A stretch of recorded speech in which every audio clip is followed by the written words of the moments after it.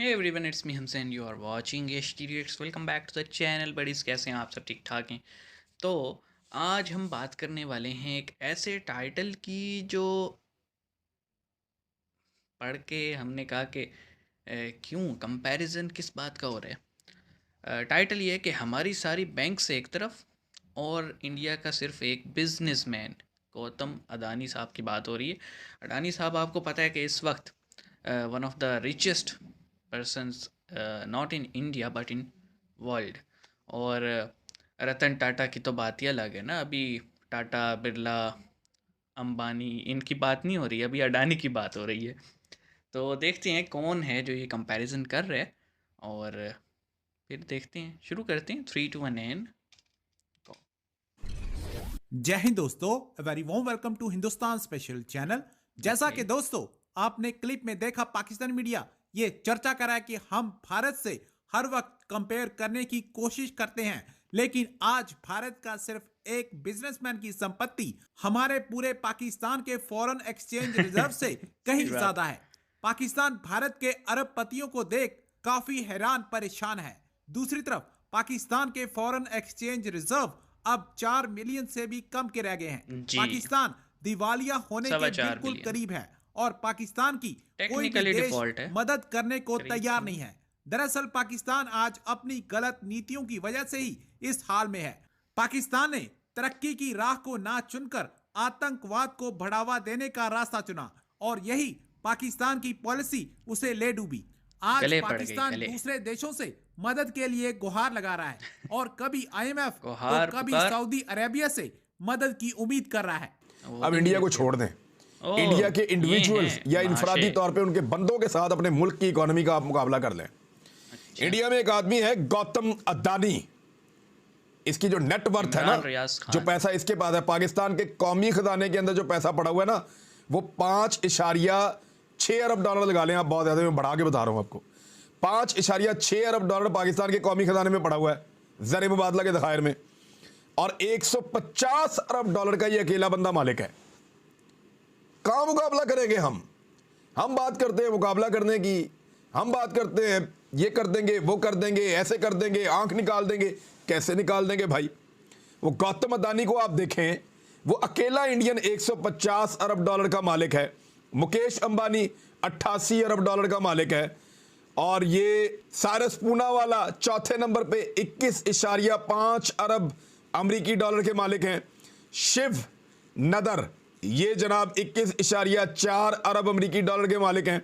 जिंदल साहब हैं जी 16.4 अरब डॉलर के मालिक हैं। दिलीप साहब जिंदाल साहब हैं, हैं। ये 15.5 इनके अरब डॉलर के बिजनेस मालिक टाइज हैं हैं। शरीफ फैमिली से। और इसके बाद हिंदुजा ब्रदर्स ये 15.5 अरब डॉलर के मालिक हैं। कुमार बिरला 15 अरब डॉलर के मालिक हैं। और 10वें नंबर पे बजाज फैमिली ये 14.6 अरब डॉलर के मालिक हैं। ये इंडिया है। उनके इंडिविजुअल्स के पास जितना पैसा है, हमारे स्टेट बैंक के पास उतना पैसा नहीं है। मैं अभी टॉप 10 की बात कर रहा हूं, उनका 10वें 15वें नंबर का बंदा भी जो है ना, वो पाकिस्तान के स्टेट बैंक से ज्यादा अमीर है। और हम 1-1 2-2 अरब डॉलर दुनिया से जाकर मांग रहे हैं। इसमें कोई शक तो नहीं है। कभी सोचा है पाकिस्तान 70 सालों में इतना पीछे क्यों रह गया? हमारे तजुर्बे ही खत्म नहीं 70 हुए का तो जनाब इस पता नहीं, मुल्क के 5 साथ। साल का जरूर पता है। ये तजर्बा कर लो, वो तजर्बा कर लो, इसकी शक्ल पसंद नहीं, इसको हटाओ, उसको लेकर आ जाओ, उसकी हुकूमत गिरा दो। 2 दफा बेनजीर की हुकूमत गिराई, 2 दफा नवाज शरीफ की हुकूमत गिराई, और दोनों को एक दूसरे के खिलाफ इस्तेमाल किया। यार इमरान रियाज साहब, अभी देखें आप कितनी अच्छी बातें कर रहे हैं। आप सच बता रहे हैं कि हम प्रैक्टिकली हम लोग डिफ़ॉल्ट हैं, टेक्निकली हम डिफ़ॉल्ट हैं, हमारे पास पैसा नहीं है 1-1 अरब, या हम ये कहें आधे आधे अरब के लिए हम कटोरा लेके घूम रही हैं हमारी ऑफिशियल्स। और ये सब बातें आपको याद आ गई। इवन आप हमें ये कह रहे हैं कि इंडिया इंडिया से तो कोई मुकाबला ही नहीं है।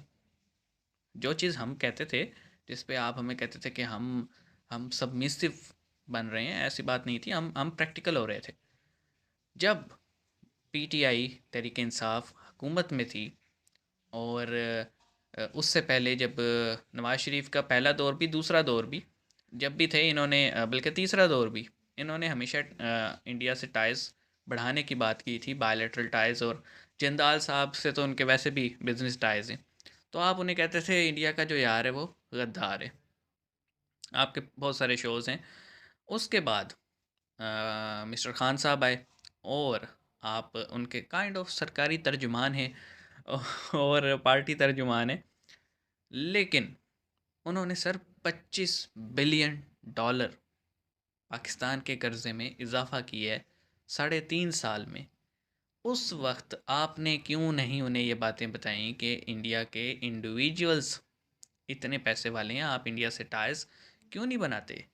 देखो ना, ट्रेड हमें इंडिया से सस्ती पड़ती है as compare to Iran and then many other countries, क्योंकि बिल्कुल साथ नेबर है भाई, बाय रोड आ जा सकते हैं। तो उस वक्त आपकी ये बातें कहाँ थी? अब जब खान साहब की हुकूमत चली गई और अ, अ, उनके जाने से पहले ही पाकिस्तान डिफ़ॉल्ट था ऑलमोस्ट, जिस तरह से रिज़र्व्स हमारे कोलैप्स कर रहे थे। उनके जाने के बाद इन्होंने आके चीज़ें ओपन कर दी बिल्कुल ही, उन्होंने छुपाई हुई थी, इन्होंने ओपन कर दी। और मैंने जिनसे भी नहीं हो रहा, ये भी कोई इतने कोई बादशाह लोग नहीं है जो आके सही कर देते। इनसे मैनेज नहीं हो रहा, इनको ये था कि हम कर देंगे, इनसे नहीं हो रहा। और अब आप ये सारी बातें हमें गिनवा रहे हैं। तो अब आपको शायद होश लेना चाहिए। जो बातें मेरे जैसी यूथ सोशल मीडिया पे कहती थी, जिनको फिर पीटीआई के ट्रोल्स गालियां देते थे, या फिर माँ बहन एक कर देते थे, सीधी अल्फाज में बात करूँगा। तो अब क्या हुआ सर? जब हम कहते थे कि इंटरफेरेंस बंद की जाए, लेट द सिविलियंस डिसाइड, उस वक्त तो आप तराने पड़ रहे होते थे। और अब जब आपके ऊपर से शफ़क़त का हाथ हट गया, तो आप फिर अब आप सच्ची बातें करने लग गए हैं। तो ये सिलेक्टिव सच तो नहीं बोलना चाहिए ना, सच तो हमेशा ही बोलना चाहिए, चाहे कोई भी सर्कमस्टांसेस हों। और इसमें कोई शक नहीं है। मैं मुझे याद है, मैंने एक हमारा एक सब्जेक्ट होता था, मैं जब ग्रेजुएशन कर रहा था अपनी, उसमें था इंडस्ट्रियल मैनेजमेंट। तो हमारे जो डॉक्टर साहब थे, बड़ी उम्र के थे, डॉक्टर अफ़ज़ाल अहमद साहब, उन्होंने हमें एक असाइनमेंट दी कि हम रीजनल बड़ी बड़ी कंपनीज़ जो हैं उनके कंट्रोल सिस्टम्स पे असाइनमेंट बना के लें। तो अब उसमें मुझे याद है उस वक्त मैंने रिलायंस जो ग्रुप है उस पे असाइनमेंट बनाई थी। और जब मैं रिसर्च कर रहा था तो आई वाज शॉक्ड प्रैक्टिकली। मैं कहा हैं, मतलब इतनी कंपनीज थी, कोई कोई ऐसा प्रोडक्ट नहीं मेरी आंखों से गुजरा जहाँ पे रिलायंस ने ना अपना कदम ना रखा हो। तो मैंने तो उसी दिन, या आज से कोई तकरीबन 6-7 साल पहले की बात है, तो मैं तो उस टाइम कह चुका था कि भाई कोई कंपैरिजन नहीं है। उस वक्त हम ज़रा कम वोकल थे। उस दिन के बाद से हम ज़्यादा वोकल हो गए कि, और हमने ज़्यादा जो है ना डीपली चीज़ों को देखना शुरू कर दिया। तो कोई कंपैरिजन नहीं था उस वक्त भी, या आज से कोई 6-7-8 साल तो होंगे, हिसाब लगा लेते हैं, 3 5, हाँ तकरीबन 8 साल। ठीक है। उस वक्त हमारा कोई था सेमेस्टर, 5th सेमेस्टर था मेरा। अब अब तो पाकिस्तान बिल्कुल ही कंगाल है। और उसमें एक बहुत बड़ा रीज़न है, ना सिर्फ आवाम का बल्कि हुक्मरानों का और हमारी इस्टेब्लिशमेंट और हमारे अदलिया का।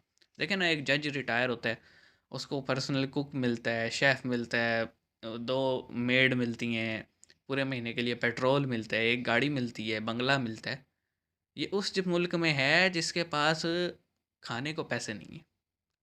फिर जो हमारे इस्टेब्लिशमेंट में जो रिटायरमेंट्स होती हैं, वाह वाह पेंशन मिलती है लाखों में।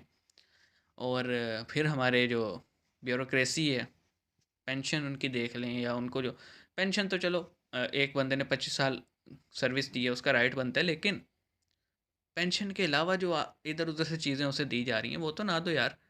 हमारे जजेस सुप्रीम कोर्ट में इतनी इतनी तनख्वाहें ड्रॉ कर रहे हैं। हमारे एमएनए एमपीएस, अभी खान साहब जब आए थे तो 2 लाख रुपए जो थी ना वो होती थी सैलरी प्राइम मिनिस्टर की। खान साहब ने कहा जी 2 लाख में तो गुजारा नहीं होता, अब तकरीबन 8 लाख रुपए कर दी गई।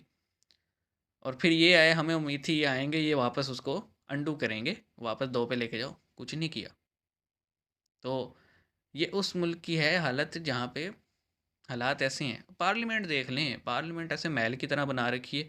ज़रा ब्रिटिश पार्लियामेंट तो देखें आप, वो सारे फट्टे पे बैठे होते हैं, एक माइक बीच में लटक रहा होता है, बात कर रहे होते हैं। हमारे यहाँ देखें, बेहतरीन कुर्सी चाहिए, आगे टेबल है, इंडिविजुअल माइक्स लगे हुए हैं चारों तरफ से जनाब, है लश पश माहौल। तो हम कब अपना लाइफस्टाइल बदलेंगे भाई?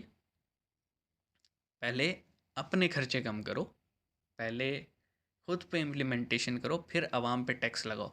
मेरे ख्याल में आप लोग अपना खर्चा कम कर लेना तो पाकिस्तान उतनी बुरी हालत में ना होता जितना आज है। लेकिन अब हम क्या बोलें, हम पता नहीं हमारी बातें वो सुनते भी हैं कि नहीं। कभी उनकी नज़रों से गुजरेंगे तो शायद अ, उठ ही ना जाएं हम। चलिए मिलते हैं नेक्स्ट वीडियो में। ना ही गुजरे नज़रों से तो अच्छा है। लेकिन ऑन अ सीरियस नोट यार, पहले कंट्री को रखो, फिर सारी चीज़ें रखो। बात यहीं पे ख़त्म हो जाती है। मिलते हैं नेक्स्ट वीडियो में। अपना ख्याल रखिएगा। सी यू गाइस।